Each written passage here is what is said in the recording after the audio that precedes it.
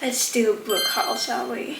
They all fell. That's not really cool. But anyways, we have 1, 2, 3, 4, 5, 6, 7, 8 books to go through. I haven't bought this many books at once. I don't think ever. But in my defense, it was my birthday last month. July 27th, and I got either birthday money or I received some coupons from the stores I usually buy books, or just discount because I'm a member at a certain store, things like that. So I accumulated a couple of books from the last month and we're gonna go through them. I'm excited. Get cozy, find a fun drink, and let's get through all these books. Should I start with 2 that I've already read? Well, I haven't read them. Well, one I have, the other I haven't finished. And it is People We Meet on Vacation by Emily Henry. I have a mission, and that mission is to read every single Emily Henry book on planet Earth. I have read 1, 2, 3, 4. I still have 2, I think, left. Not quite sure. But this one I wanted to read really badly because it's becoming a movie. I think it's coming out in January, which I was really excited about. And everybody says this is their least favorite, but I actually really enjoyed it. Was it like Funny Story? No. Funny Story is still my favorite Emily Henry book, but it was great. And like I said, I've read 4 Emily Henry books, and I would rank them in this specific order. Funny Story, People We Meet on Vacation, Great Big Beautiful Life are tied for me. I'm not sure yet. And then Happy Place. Happy Place is, as of right now, my least favorite. But I think I need to give it a reread someday, eventually. I bought this in Fnac, which is, I think, a French store that we have in Switzerland and Portugal, but I bought it in Portugal. I bought it in Portugal in Fnac, and it was like 10% off. Great deal. Great deal. And the second book I bought, I think it was in the same, not the same day, but the same store. It was also 10% off, and it was Sounds Like Love by Ashley Boston. I had never read a book from her before, and as you can tell by the bookmark, I am almost finished. This is a book about a songwriter and a singer, and they are in each other's heads, quite literally, because this handles magical realism, and I don't know if I like that. I'm gonna be quite honest. I thought I was really gonna enjoy this book. The cover was giving La La Land vibes. It was giving everything I love. It talks about music and stuff like that, but I just didn't connect to the characters. I don't know. I don't know what it is, if it's the magical realism that I don't like, because I was a bit thrown off by that, but I don't know. There's some things that I really like in this book, like the way that these 2 people are really passionate about music, but I just sadly didn't connect to the characters, and I really wanted to. But right now I just want this book to be over because it's taking me forever to read it. Doesn't mean it's a bad book, it's just, I think books are about experiences, or the way you feel towards a book is often justified with the experience you had reading a book. I don't know if that made any sense whatsoever, but I could rate this book 3 stars and someone could rate it 5 stars, and that's fine. It's just we had different experiences with the book. I don't know. I'm not done yet, so maybe I'll change my mind, but I doubt it. Also, can we just talk about the fact that Dominic Fike just announced an album? I am ecstatic, to say the least. Anyhow, back to the books. Sorry, I got distracted. What should I show you guys next? Let me show you the book I really want to read next.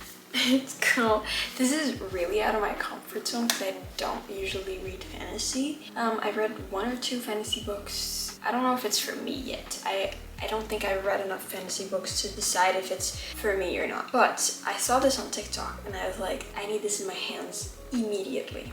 And the book is called Wings of Starlight by Alison Saft. And it basically tells the story of Queen Clarion and the Lord of Winter from the Tinkerbell movies. I grew up watching the Tinkerbell movies. One of my core memories is going to the cinema with my aunt and my cousin and watching Tinkerbell and the Pirate Fairy? I don't remember what it's called, but I remember vividly watching the movie in the cinema. I grew up with Tinkerbell. I grew up loving the Tinkerbell movie. It's such a great franchise, and I really wish they would still do the Tinkerbell movies, but they don't, so this is the next best thing. this book is going to talk about. It's going to talk about the Queen of the Fairies' relationship with the Lord of Winter. And obviously they have this forbidden relationship because, well, everybody knows that a spring fairy can't go to the winter side. Does that make any sense? But if you've seen that movie, you know what I'm talking about. So I'm really, really, really excited for this. This is YA too. I didn't think it was going to be YA, but the cover just looks so beautiful. It's so sparkly and oh, I love it. Really excited. Moving on. Okay. One of the next books I bought was a book by one of my favorite authors, I think. She has quickly become one of my favorite authors, and that author is Sarah Adams. I love her books. I read 3 of them. One of them I didn't love, but it's a part of a series that I love. I'm talking about the When in Rome series. Also, the last book in the When in Rome series is coming out this year, at the end of this year. I think the 30th of December or something, which I'm really, really excited. This book is called The Match. I don't really know what it's about, if I'm being quite honest. Oh! Hannah Grace is on the blurb of this, and it says, Sarah Adams writes books with heart and soul. And I wish people would talk like that about Hannah Grace, because she gets so much hate for no reason. Anyhow, let's read the blurb. I think I read the blurb before I got this, but I don't remember much of what happens. I also think this is a series, an interconnected standalone series. The first one is The Match, and the second one is The Enemy, it says here. Here it says, Evie Jones has dedicated her life to Southern Service Paws, the company that matches her with the love of her life, Charlie, a service dog trained to assist with her epilepsy. But as the company struggles to make ends meet, it's up to her and her longtime mentor and boss to keep the doors open with the fundraiser of the century. When Evie meets Jacob Roden at a client consultation for his daughter. Oh, so he's a single dad. Interesting. I've never read a book with that trope before. There are instant sparks, but not the good kind. Oh, is it enemies to lovers? Interesting. Keep going. Still, it doesn't take long for Jacob to be convinced that a service dog and possibly Evie might just be the best thing for his family. As Evie spends more time with Jacob and helps Sam find her perfect match, she starts longing for the loving family she's never had. Oh. For Jacob, falling in love with Evie is the last thing he should be doing. But love has a way of finding those who need it most. Apparently not me, though. I love Sarah Adams' books. They're so short, and they're just such feel-good books. This has barely 300 pages, so this is a quick, easy read that I'm really excited to read. I'm also really excited to finish the When in Rome series. Honestly, I'm really excited to read any Sarah Adams book at this point. I think I should give When in Rome a second chance, because I didn't love it when I first read it, but I think that if I read it now, I would like it more than when I read it the first time. Does that make any sense? I don't know. Moving on. Should I talk about this one? Sure. This one is very interesting because I bought this at the same store I bought pretty much all the others except Wings of Starlight, and it was like $3 or something because I am a member of that store, so I have a card. I'm not a member, I just have a card, and if you have that card you get books for cheaper, but on your birthday you get like $10 on the card, so I had $10 to spend. So this book was like $3.50, and this book is Wild and Wrangled by Lila Sage. Isn't this cover beautiful?